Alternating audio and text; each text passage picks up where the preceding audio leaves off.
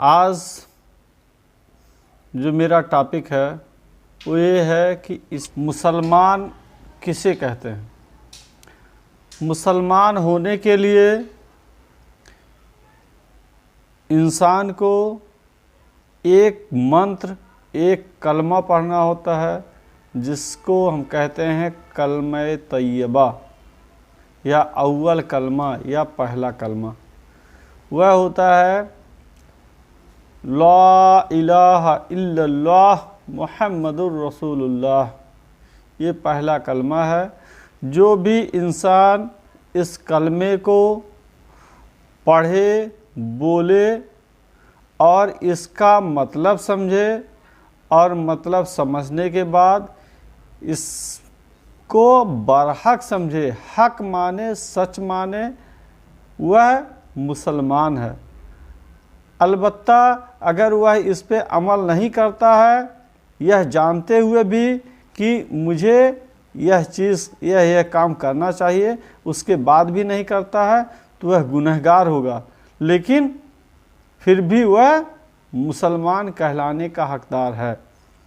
और आम तौर से जो थोड़ा कम पढ़े लिखे लोग हैं, जब वह इस हकीकत को जानने की कोशिश करते हैं कि मैं एक मुसलमान की हैसियत से मुझे क्या काम करना चाहिए, तो वह पढ़े लिखे आलिम के पास, मौलवी के पास जाते हैं और इसकी हकीकत जानने की कोशिश करते हैं। और होता ये है कि आलिम इस सीधे सादे इंसान को ला इलाहा इल्लल्लाह मुहम्मदुर रसूलुल्लाह अगर सही ढंग से समझा दिए, तो वह इंसान एक बेहतरीन इंसान बन के इस ज़िंदगी में ज़िंदगी गुजारेगा और मरने के बाद भी उसको बड़ा सुकून, बड़ी तसल्ली होगी। लेकिन कुछ लोग ऐसा गुमराह कर देते हैं कि जिसमें वह असल इस्लाम का जो काम है उसके अलावा दीगर दूसरे कामों पे इतना फोकस कर देते हैं कि लोग दूसरे कामों में उलझ करके जो असल इस्लाम का जो फरमान है, इस्लाम को मानने वाला एक मुसलमान की हैसियत से जो उसे काम करना चाहिए, उस काम को छोड़ करके दूसरे कामों में ऐसा उलझ जाता है कि वह समझ ही नहीं पाता कि मैं दीन का काम कर रहा हूँ या दुनिया का काम कर रहा हूँ। वह बहुत सारे फजूल काम यह समझ के करता है कि यह दीन का एक हिस्सा है, यह इस्लाम का एक हिस्सा है, इसको न करने से हम काफिर हो जाएंगे या गैर मुस्लिम हो जाएंगे, मुर्तद हो जाएंगे। इस तरह से बहुत सारे अल्फाज इस्तेमाल किए जाते हैं और नतीजा ये होता है कि वह इस्लाम से पूरी तरह से बहुत दूर हो जाता है। इस वीडियो के ज़रिए से मैं अवाम को ख़ास तौर से उस आलिम लोगों से ये कहना चाहता हूँ कि मेहरबानी करके आप कौम में जो अपने आप को मुसलमान समझते हैं, उन लोगों को अगर मज़हब के बारे में कुछ बताना है, तो आप सबसे पहले कलमे की पूरी तशरीह समझा दीजिए कि पहले कलमे का मतलब क्या होता है। और सिर्फ कलमे की तशरीह के लिए आप जो कुछ भी अल्फाज, जो कुछ भी कहानी, जो कुछ भी आप किस्से कहानी के ज़रिए से उसको समझाना चाहते हो, कुरान और हदीस के ज़रिए से जो समझाना चाहते हो, आप उसको समझाइए। लेकिन सिर्फ़ और सिर्फ जो पहला कलमा है, इसी पॉइंट को तशरीह करने के लिए, इसी को समझाने के लिए आप सारी ताकत लगा दो। इसके अलावा आप बहुत सारे ऐसे काम हैं कि जो अलग अलग फ़िरके के लोग, अलग अलग ख्यालात के लोग अपने अपने ढंग से, कोई किसी को गलत कहता है, कोई किसी को गलत कहता है। ठीक है, वह जो कहते हैं वो उनकी सोच है।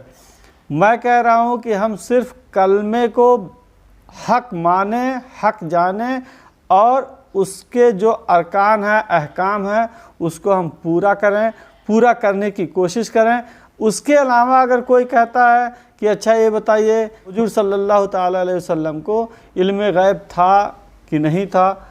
आप सीधा सीधा बोल दो भाई ऐसा है, इसके बारे में अल्लाह बेहतर जानता है, मैं इस मामले में कुछ नहीं बताना चाहता हूँ और ना तो इसके बारे में कुछ जानने की कोशिश करना चाहता हूँ, इसलिए कि इसको ना जानने से इस्लाम में मुसलमान होने में आप कोई हर्ज नहीं है। अगर आप इसके बारे में कोई जानने की कोशिश नहीं करते हैं तो आपको कोई दिक्कत नहीं है, तब भी आप मुसलमान, सच्चे पक्के मोमिन मुसलमान आप कहलाने के हकदार हैं और हैं भी।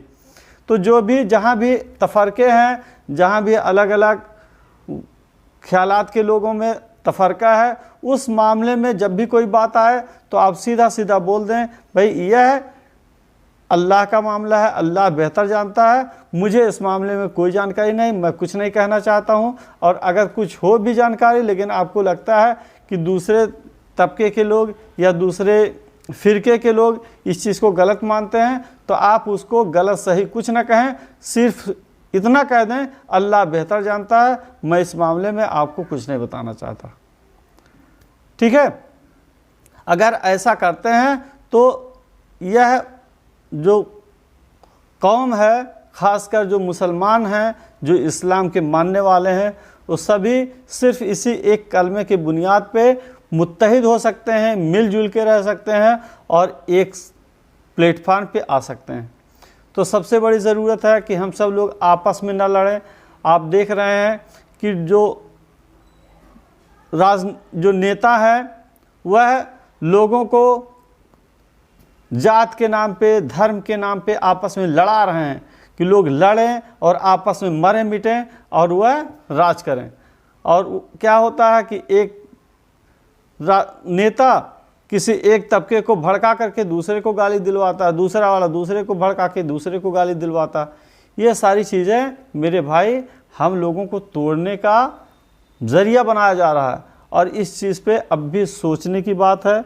मेरे दोस्त, मेरे भाई, सोचो और कोशिश करो कि हम सब लोग मिल के रहें, एक साथ रहें।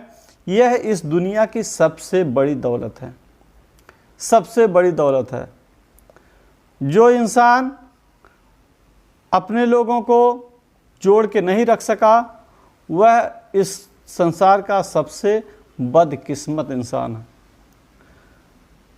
तो इस वीडियो के ज़रिए से मैं आप लोगों को बताना चाहता हूँ कि मेरे दोस्त, मेरे भाई, कोशिश करो कि सभी लोग मिलजुल के रहें, एकजुट रहें, एक साथ रहें और ख़ासकर पूरे हिंदुस्तान के लोग एक साथ रहें, मिलजुल के रहें और जो जैसा कर रहा है उसको करने दें, उस पर टीका टिप्पणी न करें और जो आप जिस चीज़ को सही मानते हैं उसको करें।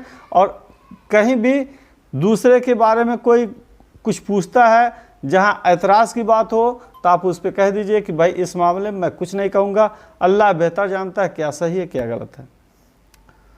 ये वीडियो आपको पसंद आए तो आप इसको लाइक करें, शेयर करें और सब्सक्राइब भी करें। शुक्रिया।